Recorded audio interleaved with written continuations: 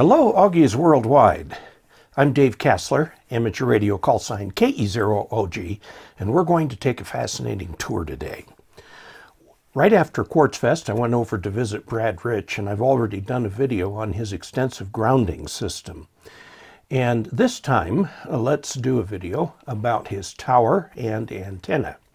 Now, these are not the reference station antennas. This is a big installation. It's a 70-foot tower. It's a SteppIR DB-18 antenna. So it's big. Think big about everything having to do with this. But I thought you would like to see what happens when you go from scratch to having a tower in the air and all the things that happen in between. Now, the video in which Brad appears is video that I took. I also took the drone video that goes up and looks at the still yet incomplete antenna. And all the rest of the video is records that Brad had, so it's by Brad, N6GR. It's a fascinating thing that goes on. He's going to narrate, and then we're going to show pictures. They aren't exactly in sync because it's just the way the media is arranged. But it gives you a fascinating look into what it takes to put a pretty good-sized tower up. 70-foot tower that's a lean-over tower. It's motorized. And very, very interesting to take a look at. Enough talking about it. Let's dive in. Meet Brad. Brad Rich, N6GR in Alamogordo, New Mexico in January of 2020. Hi, my name's Brad Rich. November 6 Golf Romeo is my call sign. Here in Alamogordo with Dave Kassler. I moved here in September of last year and have been building a new amateur radio station since. Part of the station was the selection of a new tower. And I'm here to talk about the decision-making process that went into buying the tower or selecting a tower in hopes that might help some others out there in the same situation. To select a tower, you really need to decide first what antenna you're going to install on it, because the antenna, wind load, K factor, and other specifications, weight will determine the proper tower to support it. I had originally selected a SteppIR DB-18, which is a 4-element antenna. After some review, I decided to step down to the DB-18, which is a 3-element antenna that has a shorter boom and weighs about 50 pounds less. And we'll talk more about that. So again, tower decisions based on antenna decisions. And I've chosen the SteppIR DB-18. It's a 10 square foot wind load antenna. It weighs 96 pounds and has a 19-foot boom length. One of my criteria for tower selection was no climbing. I'm not going to climb.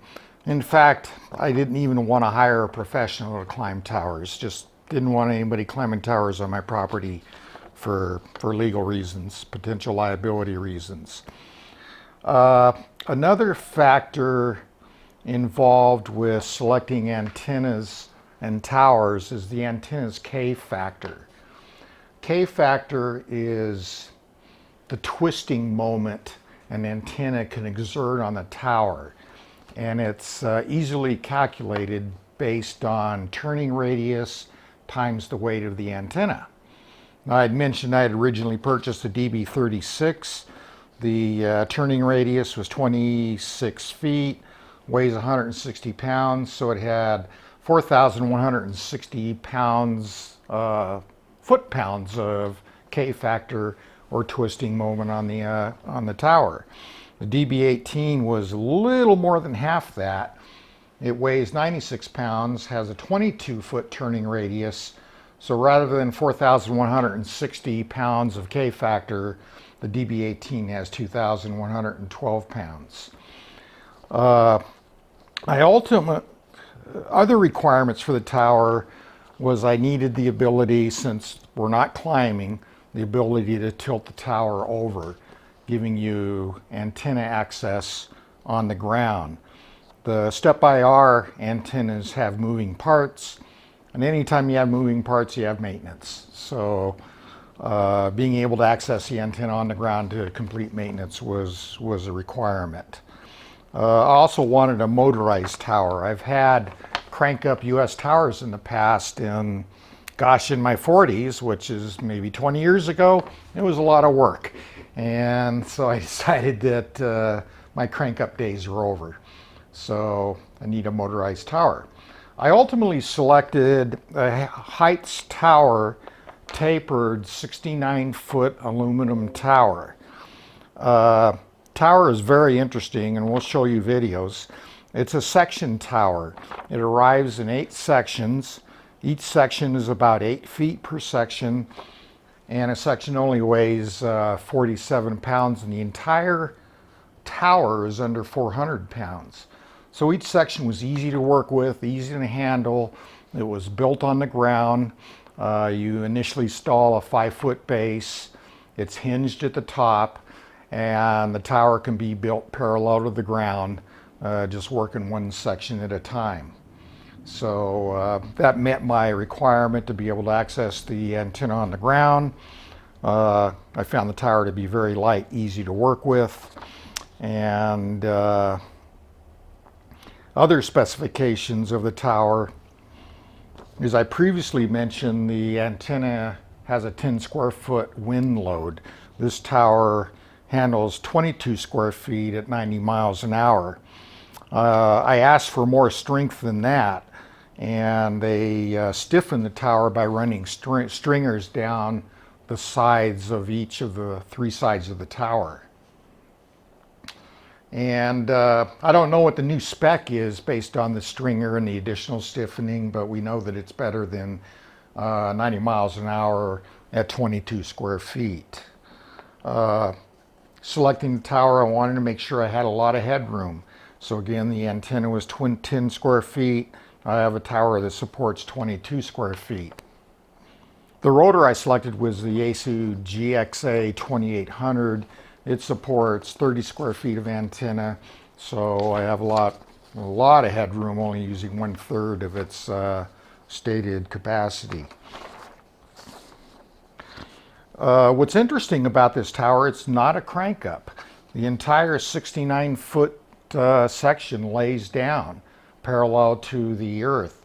It has a 1/2 horsepower motor, about a 5 to 6 foot jack screw, which provides lots of leverage, and it takes about 12 minutes to raise and lower the tower, and the motor doesn't seem to be working at all. It doesn't seem to have much load on it at all. It's pretty amazing to watch.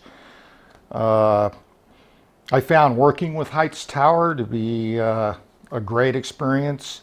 They provided a complete package that included the tower, the rotor shelf, the ground system, which 3 ground rods, the wire to connect the 3 ground rods together, the thrust bearing, and they even drilled the rotor plate based on the rotor I selected.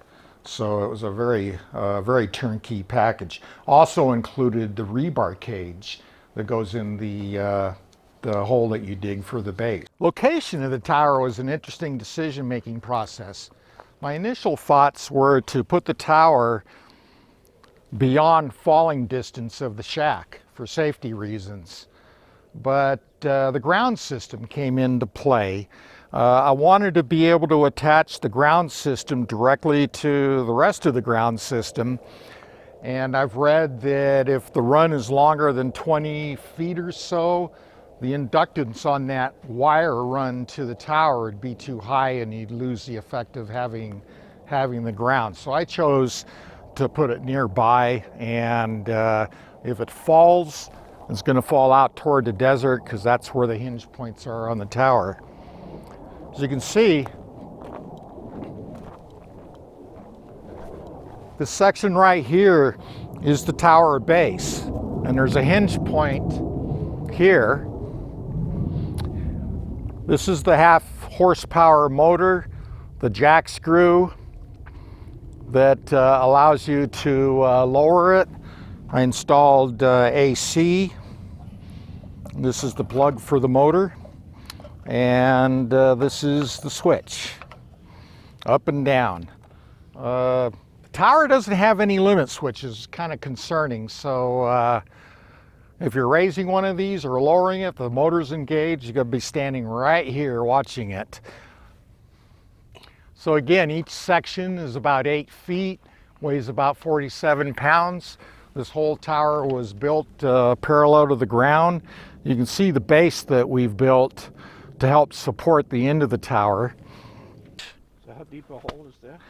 So the hole is 10 feet deep. The spec calls for 8 feet 7 inches. It's a 4-foot diameter, it's a 6-foot diameter hole. I actually had a large truck with a 6-foot bit, an auger truck, come out and drill this hole. And I utilized a cell phone tower base company to do the job. So this was a pretty simple job for those guys. They typically dig 35-foot holes and put up 150-foot towers. They were able to complete that job in about 2.5 hours. So it was expensive, but I was happy I used them. They did a professional job, and I have no concerns about the base. So you've got cables yet to install?